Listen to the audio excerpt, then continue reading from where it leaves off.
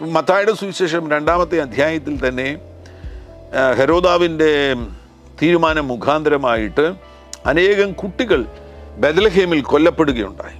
ആ കുട്ടികൾ കൊല്ലപ്പെട്ട സമയത്ത് 17-ാം വാക്യത്തിൽ കാണാൻ കഴിയുന്നുണ്ട്, റാമയിൽ ഒരു ശബ്ദം കേട്ടു, കരച്ചിലും വലിയ നിലവിളിയും തന്നെ. കുട്ടികൾ, സ്വന്തം കുട്ടികൾ ഈ ലോകത്തിൽ നിന്ന് മാറ്റപ്പെടുകയാണെങ്കിൽ അമ്മമാർ കരയത്തില്ലേ? കരച്ചിലും വലിയ നിലവിളിയും തന്നെ. റാഹേൽ മക്കളെ ചൊല്ലി കരഞ്ഞു. അവർ ഇല്ലായികയാൽ ആശ്വാസം കൈക്കൊള്ളുവാൻ മനസ്സില്ലാതിരുന്നു. അവിടെ ആ വേർപാടിൻ്റെ സമയത്ത് തന്നെ കർത്താവ് ആശ്വാസം കൊടുക്കുന്നുണ്ട്, പക്ഷെ ആശ്വാസം സ്വീകരിക്കാൻ മനസ്സില്ല. എനിക്കിതെന്തുകൊണ്ട് സംഭവിച്ചു? എൻ്റെ ജീവിതത്തിൽ ഈ നഷ്ടം എങ്ങനെ സംഭവിച്ചു?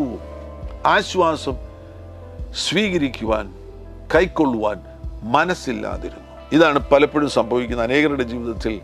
അവർക്ക് പ്രിയപ്പെട്ടവർ ഈ ലോകത്തിൽ നിന്ന് വേർപെടുന്ന സന്ദർഭത്തിൽ ദൈവം ആ സമയത്ത് തന്നെ അവർക്ക് ആശ്വാസം കൊടുക്കുവാൻ തയ്യാറാകുന്നു, കൊടുക്കുന്നുണ്ട്. പക്ഷേ അവർക്കത് സ്വീകരിക്കുവാൻ കഴിയുന്നില്ല. അവർ ചോദ്യങ്ങൾ ചോദിക്കുകയാണ്, എന്തുകൊണ്ട് എനിക്കിത് സംഭവിച്ചു?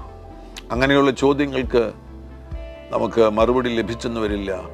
പകരം യേശുക്രിസ്തുവിലുള്ള സമ്പൂർണ്ണമാകുന്ന ആശ്രയം പ്രഖ്യാപിച്ചുകൊണ്ട് അവിടുന്ന് നൽകുന്ന ആശ്വാസം നിങ്ങൾ സ്വീകരിക്കുകയാണെങ്കിൽ ക്ഷതങ്ങളിൽ നിന്നും, വേദനകളിൽ നിന്നും, ദുഃഖങ്ങളിൽ നിന്നും നിങ്ങൾക്ക് പുറത്തു വരുവാൻ കഴിയും.